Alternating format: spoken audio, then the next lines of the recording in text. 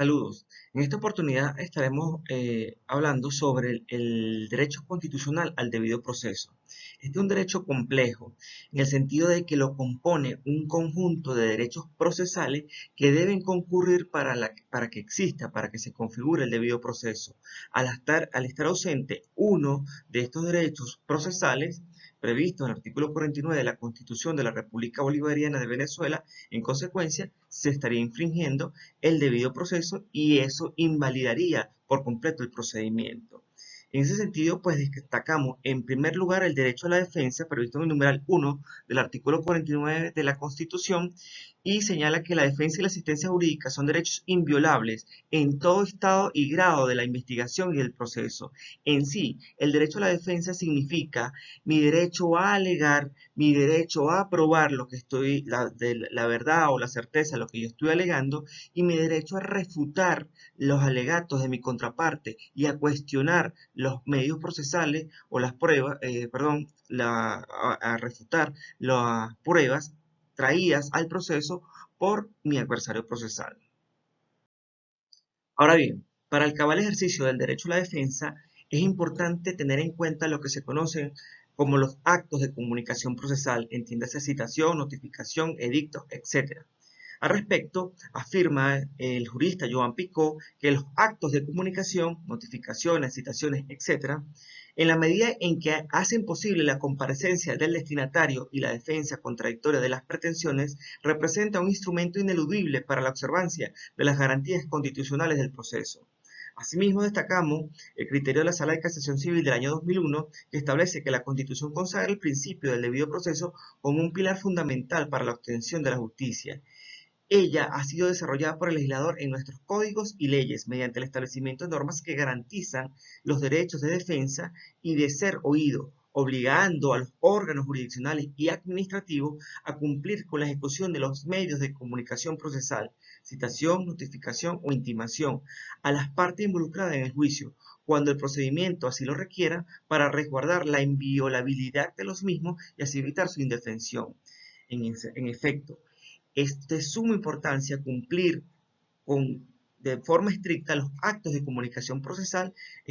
Son aspectos del proceso de estricto orden público, pues están vinculados directamente al derecho a la defensa, ya que si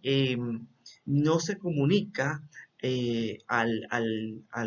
sujeto pasivo de la relación procesal, entiéndase al demandado, sobre la existencia de un juicio, sobre la admisión de una demanda, mal pudiera éste ejercer su derecho a la defensa, mal pudiera éste ser oído, tener la oportunidad de ser oído ante el juez dentro del proceso jurisdiccional. De allí que destacamos también lo previsto en el artículo 215 del Código de Procedimiento Civil relativo a la práctica de la citación como un acto de validez, como un acto fundamental de validez del procedimiento. Asimismo, para comprender la importancia de este derecho a la defensa y en específico y en lo práctico lo que corresponde a los actos de comunicación procesal, se destaca la decisión de la Sala Constitucional de fecha 17 de diciembre del año 2014, sentencia número 1762, que estableció que la jurisprudencia ha sido tradicionalmente cuidadosa en la verificación de los extremos de la citación por carteles, justamente porque la citación del demandado es una formalidad necesaria para la validez del juicio, artículo 215 del Código de Procedimiento Civil. Y cualquier irregularidad o anomalía no subsanada afecta el derecho a la defensa de la parte demandada, artículo 49 de la Constitución de la República Bolivariana de Venezuela, lo que se ubica en el campo del orden público.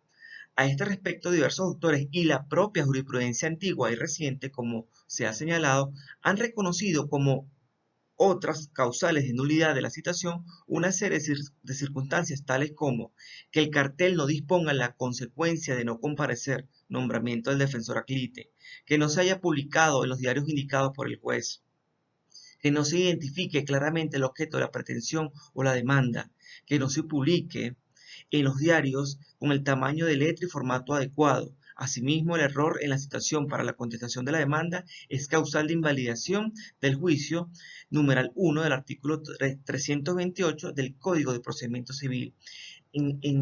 Por lo tanto, es importante cumplir de forma estricta cada una de las condiciones que exige el ordenamiento jurídico para la concreción de los actos de comunicación procesal, entiéndase citación, notificación, las diversas formas de citación que se puedan llevar a cabo, personal, por cartel, etcétera, porque esto está vinculado al derecho a la defensa y es una formalidad necesaria para la validez del procedimiento. Continuando con la comprensión de lo que es el derecho a la defensa, recuérdense que habíamos dicho que el derecho a la defensa se concreta o lo materializo en mi derecho a alegar hechos, en mi derecho a probar la veracidad o la certeza de los hechos alegados, en mi derecho a refutar o a contradecir los argumentos expuestos por mi contraparte y a cuestionar o a intentar que sea censurado las pruebas traídas al proceso por mi contraparte. Precisamente en aras de conocer, de comprender el derecho a la defensa, destacamos el derecho a la prueba. En ese sentido, Joan Picot afirma lo siguiente: ciertamente el derecho a la prueba se encuentra íntimamente ligado al de defensa, en la medida en que este último no es posible si se impide a alguna de las partes el derecho a traer al proceso los medios justificativos o demostrativos de las propias alegaciones o los que desvirtúan las de la parte contraria. Es de suma importancia para concretar el derecho a la defensa el que se permita el desarrollo de la actividad probatoria por las partes que componen la relación jurídica procesal en el juicio. Sobre esto también destacamos o debemos destacar lo que se entiende como el principio de favor de la prueba. El principio de favor de la prueba se entiende como darle apertura a la máxima flexibilización en relación a la admisión de la prueba. Las pruebas solamente deben ser inadmitidas bajo las condiciones de manifiestamente manifiestamente ilegales o de impertinencia, tal cual lo establece el artículo 398 del Código de Procedimiento Civil. Repito, esa normativa establece que las pruebas solamente deben ser declaradas inadmisibles bajo las condiciones de manifiestamente ilegal o impertinente. Es decir, ese término manifiestamente no está de más allí por el legislador. Lo que se quiere precisamente destacar o hacer comprender a los juzgadores de que solamente vas a inadmitir cuando es muy evidente la ilegalidad, la impertinencia y por razones de técnica procesal y de mandatos de las sentencias del Tribunal Supremo de Justicia, debemos también agregar inconducencia, es decir, estamos tratando de probar un hecho con un medio de prueba que no tiene la capacidad de demostrar eso al proceso, ese hecho en el proceso, es decir, no tiene la capacidad de trasladar esa fuente de la prueba al proceso. Eso es lo que se conoce como la idoneidad o conducencia de la prueba. Y estos son precisamente los criterios que debe conocer el juez para inadmitir la prueba. Recuérdense que una vez admitida la prueba, esta se somete a la fase de evacuación o de práctica de la misma y en definitiva en la sentencia, en el momento de analizar de forma exhaustiva conforme lo establece el artículo 509 del Código de Procedimiento Civil, cada una de las pruebas, allí él tendrá que pronunciarse otra vez sobre el mérito de cada una de estas pruebas y si considera en ese momento que son impertinentes, ilegales o inconducentes,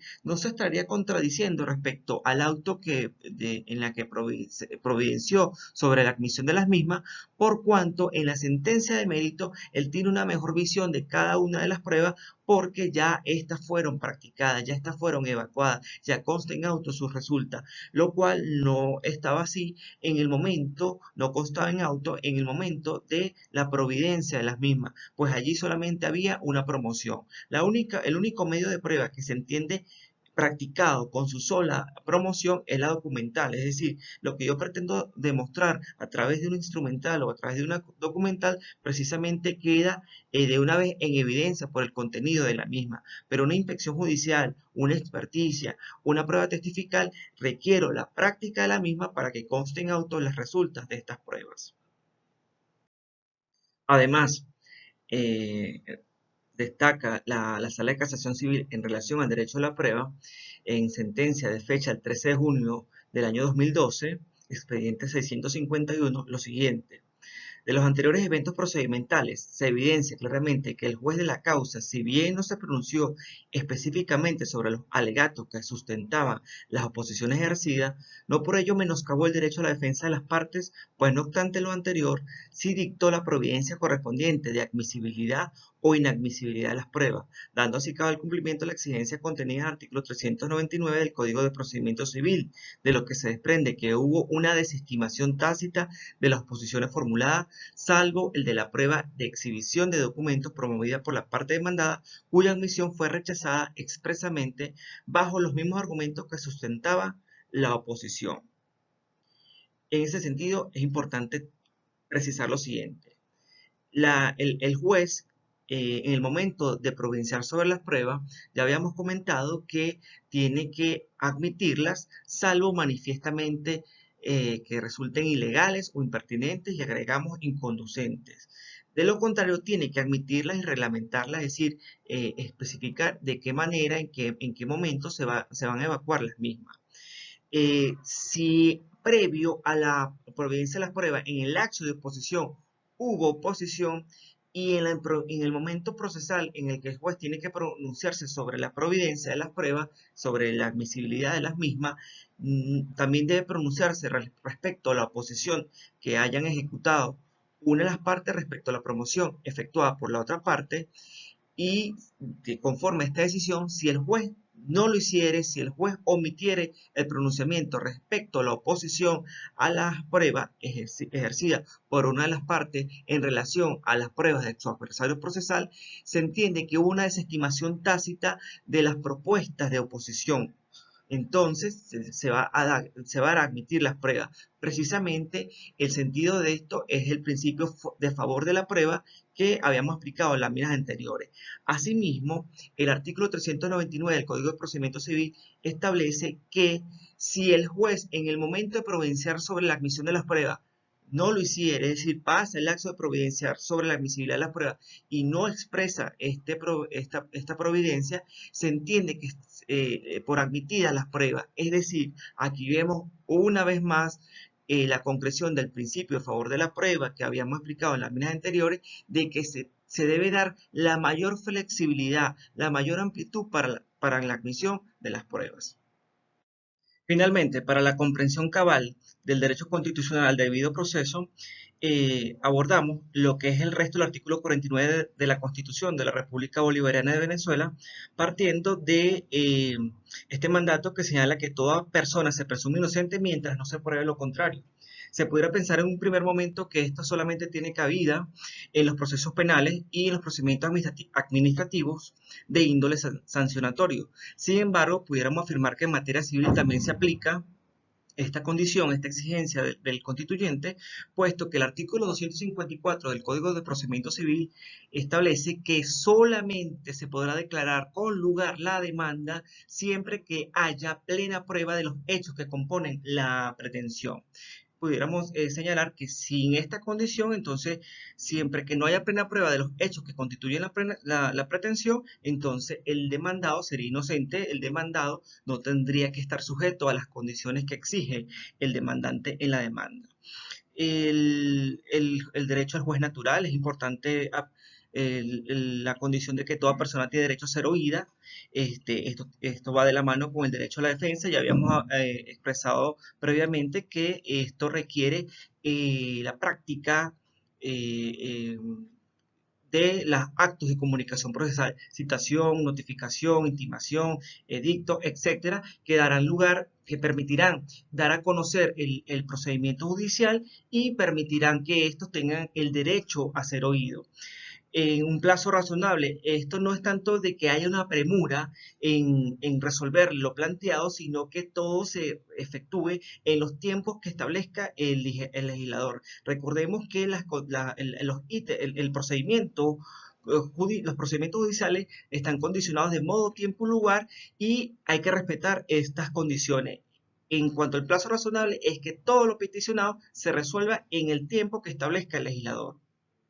Otra condición sumamente necesaria para el debido proceso es la existencia del juez natural, es decir, ese juez que es competente por la cuantía, por el territorio y por la materia, siendo la materia de suma importancia, puesto que es lo que es la especialidad a la que corresponde el juez sustanciar y decidir un asunto, y esto está estrictamente vinculado a la relación sustancial que une a las partes en conflicto. Igualmente, la confesión establece la Constitución de la República Bolivariana de Venezuela que nadie podrá confesar contra sí mismo, y esto lo establece como una condición para la existencia del debido proceso. Insistimos, pareciera que solamente fuese en materia penal, pero en materia civil, digamos, quien confiesa debe estar consciente del acto que está efectuando, tiene que tener la capacidad de disponer sobre los derechos en litigio en relación a lo cual está confesando, y entonces vemos cómo también en el procedimiento civil la confesión está rodeada de un conjunto de garantías que se deben cumplir de manera estricta para su validez. Asimismo, en la legalidad, esto lo establece el artículo 6, el numeral 6 del artículo 49 de la Constitución, que señala que ninguna persona podrá ser sancionada por actos u omisiones que no fueren previstos como delitos, faltas o infracciones en leyes preexistentes. De igual manera sucede en materia civil. La declaratoria con lugar de una demanda implica la demostración cierta de los hechos que componen la pretensión, y que estos hechos se subsuman en un supuesto de hecho previsto en una norma jurídica, y esta norma jurídica, como cualquier ley, como cualquier norma, establece una consecuencia jurídica. Esa consecuencia jurídica es atribuida precisamente una vez determinada la veracidad de ese supuesto de hecho. Asimismo, la cosa juzgada. Nadie puede ser juzgado a veces por la misma causa. En materia civil sucede exactamente lo mismo. Siempre y cuando haya la triple identidad, objeto, sujeto y causa. De hecho, es una de las condiciones o de los supuestos para alegar la existencia de cuestiones previas. Y finalmente, y de suma importancia, la responsabilidad Estado-juez. Este es un numeral previsto en el artículo 49 de la Constitución, específicamente el numeral 8, que establece que toda persona podrá solicitar del Estado el restablecimiento o reparación de la situación jurídica lesionada por error judicial, retardo u omisión injustificado. Queda salvo el derecho del o de la particular de exigir la responsabilidad personal del magistrado o de la magistrada, del juez o de la jueza, y el derecho del Estado de actuar contra estos o estas. Es decir, cualquier daño que haya sufrido un particular en razón de la actuación judicial, en razón del retardo o la omisión o precisamente las acciones judiciales o el error judicial, para ser más preciso, esto conlleva o pudiera conllevar el establecimiento de lo que se conoce como la responsabilidad Estado-juez, aspecto de suma importancia para la concreción del debido proceso. Muchísimas gracias.